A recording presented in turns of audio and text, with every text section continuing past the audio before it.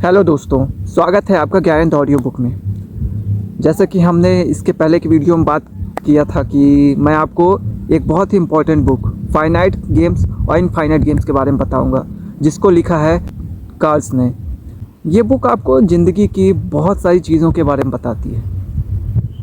ये बुक आपको लाइफ को कैसे देखना है, लाइफ को किस तरीके से डिज़ाइन करना है, इस बारे में बहुत सारी चीज़ें बताती हैं। इस पूरे के पूरे बुक का जो फाउंडेशन है वो इस बात पर टिका है कि आप जीतने के लिए खेल रहे हैं या आप गेम को एक गेम की तरह खेल रहे हैं, जिसका विज़न कभी भी जीतना नहीं होता है, एक्सप्लोर करना होता है, एक्सप्लोरेशंस होते हैं। और लाइफ में जो लोग होते हैं वो दो तरह के गेम ही खेलते हैं, एक फाइनाइट गेम्स, एक इनफाइनाइट गेम्स। फाइनाइट गेम्स में रूल्स पहले से डिफाइन होते हैं और एक सिक्योर इन्वायरमेंट होता है जिसमें आप गेम को खेलते हैं, जिसमें जो प्लेयर्स होते हैं वो भी नोन होते हैं। लेकिन इनफाइनाइट गेम्स में आप रूल्स खुद बनाते हो।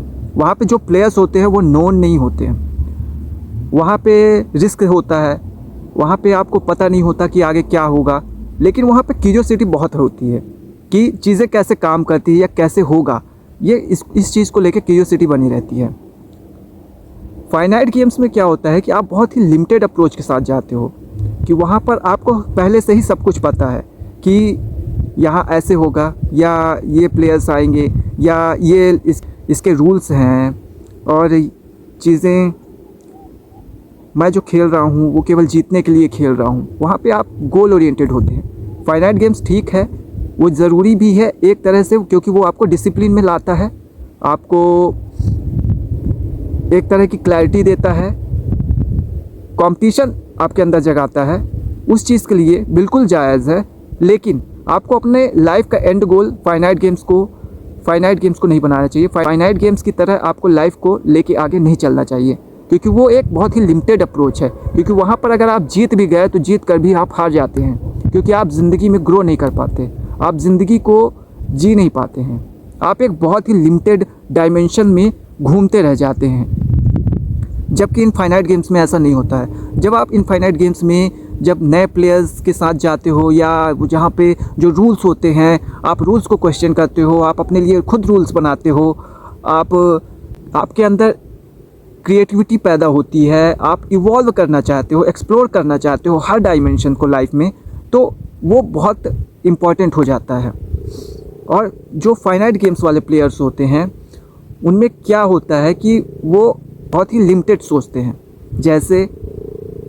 जैसे कि अगर एग्ज़ाम को लेके है तो रिज़ल्ट में मार्क्स कितने आए, जबकि पर्पस ड्रिवन होना चाहिए और कि मेरा गोल जीतना है, मैं ये गेम खेल रहा हूँ केवल जीतने के लिए। क्यों? क्योंकि मुझे इसके बाद रिकॉग्नाइजेशन मिलेगा और एक तरह का वैल्यू चाहते हैं लोगों से उनके अंदर क्रेविंग पैदा होती है कि एप्रिशिएशन के लिए, लोग एप्रिशिएट करें। वो खुद से ज़्यादा लोगों के लिए करते हैं या लोगों के लिए लाइफ जीते हैं। वो कभी भी नई चीज़ों को एक्सप्लोर नहीं करते हैं। जहाँ पे रिस्क फैक्टर होता है वहाँ पे उन चीज़ों को छोड़ देते हैं, आगे नहीं बढ़ते हैं। जबकि इनफाइनाइट गेम्स में ऐसा नहीं होता। इनफाइनाइट गेम्स में आपको पता है कि चीज़ें खो भी सकती है, छूट भी सकती है, तो आप फिर भी खेलते हैं, आप रिस्क लेते हैं। क्यों? क्योंकि आपका जो एंड गोल होता है वो रहता है इवॉल्व करना। मुझे गेम खेलना है क्योंकि एक खेल की तरह।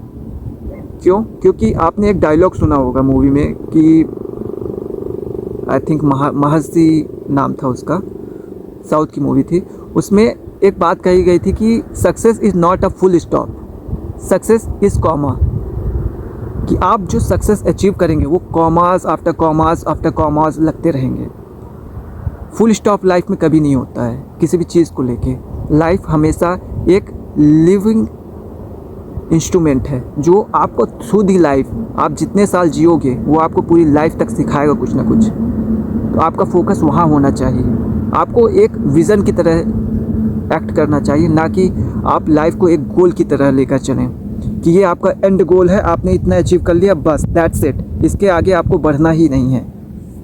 इसलिए लाइफ को लेके एक इनफाइनाइट गेम्स की तरह खेलो, इनफाइनाइट गेम्स की तरह अपने थॉट्स को बनाओ। अगर रिलेशनशिप में अप्लाई करने जाओगे तो वहाँ पे जेलसी की कोई जगह नहीं होती है, वहाँ पे एक दूसरे को पजेस्ट करने की कोई ज़रूरत नहीं होती है, वहाँ पर आप डोमिनेट करने की कोशिश नहीं करते हो। जबकि फाइनाइट गेम्स में क्या होता है, अगर फाइनाइट गेम्स की तरह आप खेल रहे हो तो आप डोमिनेट करना चाहोगे, आप एक safe and secure environment attention पाने के लिए वो उनके ऊपर डोमिनेट करना चाहोगे, जिसकी वजह से रिलेशनशिप्स आपके बिगड़ जाएगी, आपके अंदर ईगो पैदा होगा, जेलसी होगी या और फियर ऑफ लूजिंग आएगा, ये सारी चीज़ें आ जाएंगी। जबकि इनफाइनाइट गेम्स की तरह आप खेलोगे तो आप फ्रीडम दोगे, एक दूसरे को ओपन करके रखोगे, ताकि कभी भी एक दूसरे से बॉन्डेज ना हो कि एक दूसरे को बांध के रखें, कैद करके एक दूसरे को पंख देते हो। आप कोशिश करते हो कि हम दोनों साथ में चलेंगे, हम दोनों साथ में लाइफ में आगे बढ़ेंगे, हम दोनों जो भी अचीव करेंगे साथ में अचीव करेंगे। जबकि फाइनाइट गेम्स में ऐसा नहीं होता है, ये केवल इनफाइनाइट गेम्स में होता है। फाइनाइट गेम्स में आप डोमिनेट करना चाहते हो कि मैं इसको प्रोजेक्ट करके रखूँगा, ये तो मेरा ही है, कि मेरे अलावा किसी के पास नहीं जाएगा, या मेरे अलावा किसी को नहीं देखेगा, या ये किसी और से बात नहीं करेगा। आप प्रोजेक्ट करने की कोशिश करते हो, जिस वजह से आपके रिलेशंस ख़राब हो जाते हैं। और अगर एग्ज़ाम या किसी भी तरह कंपटीशन एग्ज़ाम में या किसी भी तरह लाइफ में किसी भी तरह, चाहे गेम हो चाहे एग्ज़ाम हो, आप अगर इनफाइनाइट गेम्स की तरह खेलते हो तो आपकी क्रिएटिविटी बाहर निकल के आती है, आप फ्री रहते हो, आपका माइंड उस डायरेक्शन में काम करता है, प्रेजेंस ऑफ माइंड आपका एक्सप्लोर होता है, आप हर डायमेंशन से एक्सप्लोर करते हो अपने आप को। आपको पता होता है कि काफ़ी कुछ होता है जो हमारे इंट्यूशन पर बेस्ड होता है। कई बार होता है कि हम अपने इंट्यूशन पर यकीन नहीं करते हैं, कि हमारे अंदर से कुछ आ रहा होता है, हमारे इंट्यूशंस कहता है कि नहीं ये चीज़ है, ये चीज़ हो सकती है, ऐसा हो सकता है, लेकिन हम उस पर यकीन नहीं करते हैं। और कई बार ये गलत भी हो जाता है, लेकिन मोस्ट ऑफ़ द टाइम ये सही रहता है। तो आपको यकीन करना चाहिए। तो आपको पता होता है वो जो रास्ता बंद है उसको खोलना कैसे या उस पर चलना कैसे। आप जैसे जैसे आगे बढ़ते जाते हो चीज़ें आपको समझ में आती जाती है।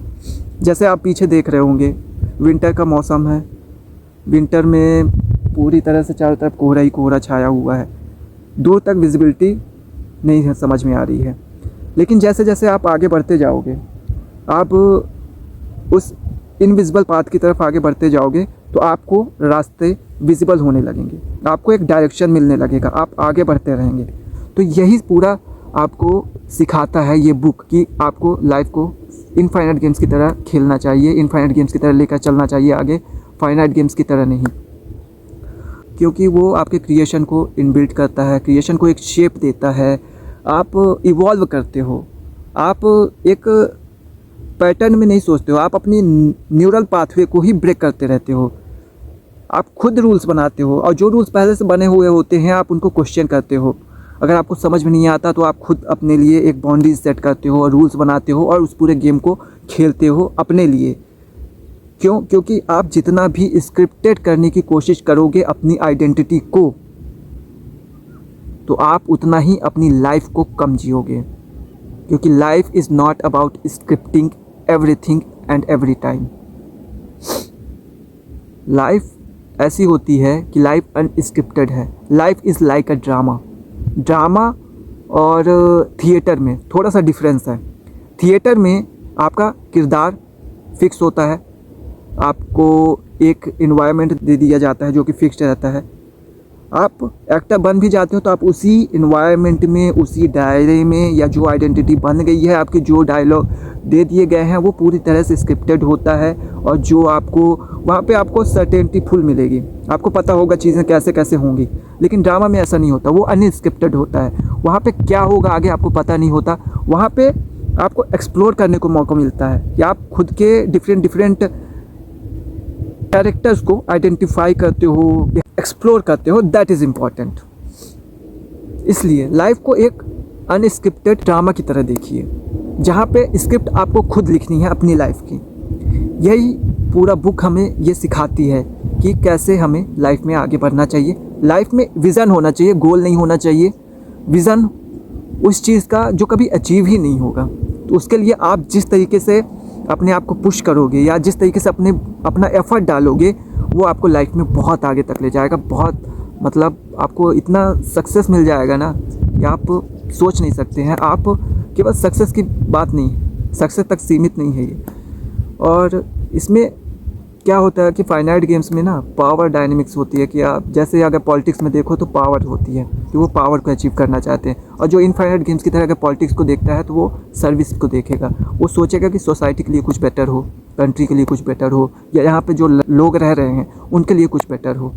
लेकिन ऐसा नहीं होता है, यहाँ पावर डायनेमिक्स चलती रहती है। वो केवल पॉलिटिक्स में नहीं है, इन अ रिलेशनशिप में भी पावर डायनेमिक्स चलती है कि एक दूसरे को ओवर पावर करने की कोशिश करते हैं, कि अगर कभी भी कोई भी आर्ग्यूमेंट होता है दो लोगों के बीच में तो वो आर्ग्यूमेंट को जीतने की कोशिश करते हैं, वो एक दूसरे के आर्ग्यूमेंट को समझने की कोशिश नहीं करते, वो अपनी ज़िंदगी की प्रॉब्लम्स को किसी और नज़रिए से देखने की कोशिश नहीं करते, या सामने वाले के साथ जो मिसअंडरस्टैंडिंग्स है उसको क्लियर करने की कोशिश नहीं करते, बात नहीं करते हैं एक दूसरे से, या फिर उसके नज़रिए से उसके पर्सपेक्टिव से उस चीज़ को समझने की कोशिश नहीं करते हैं।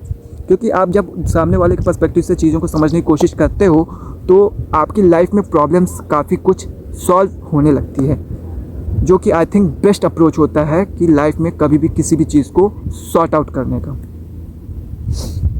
और एट द एंड यही बोलूँगा, सबसे इम्पॉर्टेंट बात कि लाइफ में अकेले रहना ज़रूरी है। याद रखिएगा कि बहुत वक्त ऐसा होगा when you need peoples to listen you, or when you are emotionally distorted, so you need support, you want to talk someone, but हर किसी के लिए डायमेंशंस अलग होते हैं। जैसा मेरे लिए आसान नहीं होता है, मैं आसानी से अपनी बातें शेयर नहीं कर सकता। हाँ, जो बातें अगर प्रॉब्लम क्रिएट नहीं करती है मैं वो शेयर कर लूँगा, लेकिन अपनी प्रॉब्लम्स को लेके मैं बहुत कम चांस है कि मैं किसी से ओपन हो पाऊँ, नहीं होता है मुझसे। हाँ, अगर उस वक्त में अगर किसी ने उस तरीके से बात की या उस तरीके से जानना चाहा तो इमोशनली इतना डिस्टॉर्टेड हो जाता है माइंड कि हाँ उस टाइम पे शायद बता भी दें, लेकिन अगर वक्त निकल जाता है तो उसके बाद फिर मन ही नहीं करता कि हम किसी को कुछ बताएं। खैर ये सब अलग बातें हैं, ये सबको किनारे करते हैं। तो कभी भी हो लाइफ को इनफाइनाइट गेम्स की तरह खेलो, अपने डिसीजंस लो, रूल्स को ब्रेक करो, रूल्स खुद सेट करो, बाउंड्रीज खुद सेट करो। और ये बुक ज़रूर पढ़ना क्योंकि इसमें बहुत सारी चीज़ें हैं, क्योंकि समरी में सब कुछ कवर कर पाना बहुत मुश्किल होता है, लेकिन जो ये बुक सिखाती है मैं वो आपसे शेयर कर रहा हूँ। तो ये चीज़ें बहुत अच्छे से समझ लीजिएगा, आप पढ़िएगा बुक, बहुत अच्छी बुक है। थैंक यू वेरी मच सुनने के लिए। इसके बाद हम बात करेंगे हाउ टू टॉक एनीवन, कि हम किसी से कैसे बात करें, या हम किसी से बात करते हैं तो सामने वाला हमें किस नज़रिए से परखता है, या वो कितने सेकंड के अंदर अपना एक डिसीज़न बना लेता है सामने वाले को लेके, अपना एक जजमेंट तैयार कर लेता है या पर्सपेक्टिव बना लेता है सामने वाले को लेकर, उसके बारे में बात करेंगे। Thank you very much. आपको अच्छा लगा हो ये वीडियो तो हमारे चैनल को सब्सक्राइब कर लीजिएगा, इस वीडियो को लाइक कर दीजिएगा, और अगर इस तरह का किसी को सपोर्ट देना हो जो आपके कांटेक्ट में हो, जिनको इस चीज़ के बारे में पता ना हो, तो अगर ये हेल्पफुल लगी हो तो उनके साथ शेयर कर दीजिएगा। Okay, bye.